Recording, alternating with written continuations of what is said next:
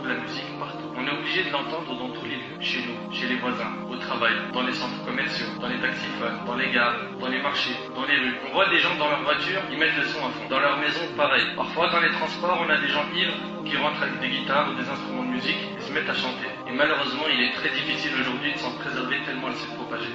On l'achète à prix fort, on dépense de grandes sommes pour acheter les dernières chansons, assister au concert. Tu vois le jeune tout fier de sortir de la FNAC avec un nouvel album à la main, ou tout fier d'avoir téléchargé le dernier clip de tel chanteur ou chanteuse. Si tu demandes des informations sur les chanteurs, les sportifs, les acteurs, les comédiens, les jeunes peuvent t'informer sur leur vie entière. Mais les compagnons du prophète sallam sont inconnus pour eux. Wallahi al-azim, nos frères et sœurs sont en perdition. Ils n'ont plus d'identité, plus rien de profitable à quoi s'accrocher. Les chanteurs et les acteurs sont devenus des modèles pour nos jeunes. Savez-vous ce qu'il y a derrière la musique? La réponse, une armée impressionnante de chanteurs, d'acteurs, de sportifs. Chaque jour, il y en a des nouveaux. Il y en a tellement qu'on ne les connaît plus. Et derrière chaque nouvelle star, des armées entières de fans. C'est les médias qui leur ont donné le surnom de star. C'est eux qui leur organisent des fêtes durant leur vie et des hommages après leur mort. Ils leur ont donné de l'importance, de l'honneur. Ils leur ont fait des films, des séries, des émissions pour que les gens les prennent comme modèles. Pour certaines stars, ils leur ont fait des statues pour se rappeler d'eux. Les médias en ont fait des héros et des martyrs après leur mort. Parmi les choses qui ont fait plonger notre communauté dans la musique, on a la mauvaise compagnie. Ils sont la cause de beaucoup de dégâts. En règle générale, ce que les jeunes donnent à leurs potes pour les soulager de leurs soucis, c'est des choses qui détruisent la foi. Cigarettes, joints, de l'alcool, de la drogue. Ou bien, il va lui dire, viens, on va voir des filles, on décompresse. Ou écoute cet album, il déchire.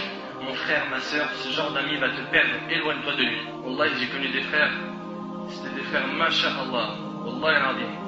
Ils venaient avec nous dans la mosquée, ils faisaient la salat. Et d'un seul coup, je le vois plus. Disparition. Et il avait la barbe, mashallah, il portait la sunna extérieure et tout. Il n'y a plus rien. Mais qu'est-ce qui s'est passé? Arrête, t'as vu, maintenant, je fais des clips. Et ça, et la mosquée, c'est pas compatible. La musique détourne de la religion. Éloigne de la religion. Ils vont plus à la mosquée, ils ne veulent plus entendre de rappel, ni même écouter du Coran. Sachez qu'il y a deux amours qui ne se réunissent point dans un seul cœur. L'amour de la parole d'Allah et la parole du diable. Regardons ensemble ce que disent les chansons et comment elles font l'apologie du haram et dénigrent la religion. Il y en a un, je ne citerai pas de nom de chanteur, c'est pas utile. Il dit, gros numéro 10, avant qu'Iblis ne me choisisse. Prie pour que les rivières du Styx, l'enfer, se refroidissent. Quelle vérité il y a dans tout ça? L'autre il dit, arrête de nous casser les, je dirais rien, avec ta religion. Fais-moi voir tes photos souvenirs du paradis. Regarde un peu ce qu'ils écoutent les gens. Ou l'autre il dit, le ciel ne répond pas. Shaitan a fait le premier pas. Les traîtres et ma chaîne en rouro me tirent vers le bas. C'est ça la vérité? C'est un truc de ouf. L'autre il dit, mon Dieu, si tu es là, fais-nous signe. Et lui carrément il vient te faire douter sur la croyance. Hein? Mon Dieu, si tu es là, fais-nous signe. C'est le diable qui l'emporte au paradis. Chez lui, c'est le diable qui l'emporte au paradis. L'avenir est incertain. Et après, regarde la surprise, c'est parce qu'on danse avec le diable. Masha'Allah. Un autre chanteur, lui je me demande s'il a un vrai cerveau ou pas, il a dit que Dieu bénisse les voyous. Franchement, je vois pas, quand un jeune il me dit le son c'est la vérité, moi pour moi ça c'est de la poubelle. C'est de la poubelle. Zéro. 0 sur 1 million, pas 0 sur 10. Un autre a chanté même, et Wallah al-Azim, ça a été le poignard dans mon cœur quand j'ai entendu ça. Il a chanté des versets du Coran. Bismillah ar-Rahman ar-Rahim. Il est parti balancer des morceaux de Coran. Dans les boîtes de nuit, on m'a dit, on danse sur les versets du Coran.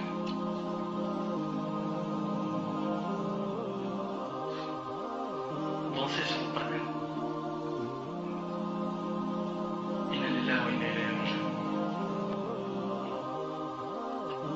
Mes frères et sœurs, entre nous, ces paroles sont des paroles de vérité.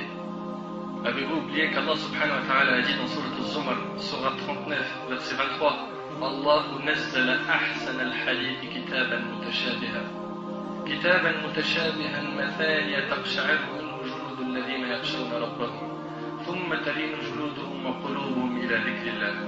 Allah n'a-t-il pas dit, Allah a fait descendre le plus beau des récits. Ça me fait de la peine, Wallah, d'entendre que des jeunes peuvent dire, lui dit la vérité, alors qu'Allah il dit, Allah a fait descendre le plus beau des récits. Un livre dont certains versets se ressemblent et se répètent. Les peaux de ceux qui redoutent leur Seigneur frissonnent à l'entendre, puis leur peau et leur cœur s'apaisent au rappel d'Allah. Comment tu peux apaiser ton cœur avec les paroles du diable, avec le Coran du diable, avec les instruments du diable? Comment tu peux dire mon cœur s'apaise avec la musique, alors que normalement c'est avec le Coran? Oui, mais je comprends pas le Coran. C'est normal, t'es encore dans la musique. Chasse la musique de ta vie. Chasse la musique de ton cœur. Retourne vers le Coran. Il est rapporté par Al-Bukhari, il y aura certes parmi ma communauté des gens qui rendront licite la fornication, des gens qui rendront licite parmi ma communauté. Le prophète a dit parmi ma communauté, c'est-à-dire chez nous. Vous allez entendre des gens qui vont dire c'est halal. Le prophète, il y a 14 siècles, il a dit il y aura des gens parmi ma communauté qui rendront licite. Au nom de quoi? Allahu A'lam.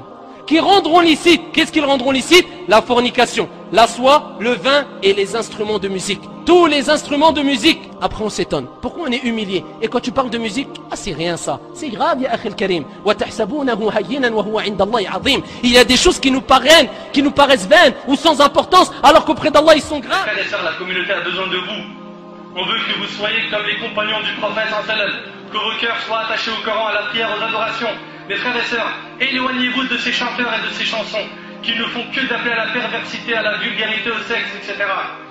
Repentez-vous, tous, ô vous les chanteurs, et vous qui vendez de la musique avant qu'il ne soit trop tard, car après la mort, on n'a pas de deuxième chance. Le prophète a dit que chacun mourra dans la situation, ou plutôt ressuscitera dans la situation dans laquelle il est mort. Donc maintenant, à toi de te poser la question avec toute sincérité.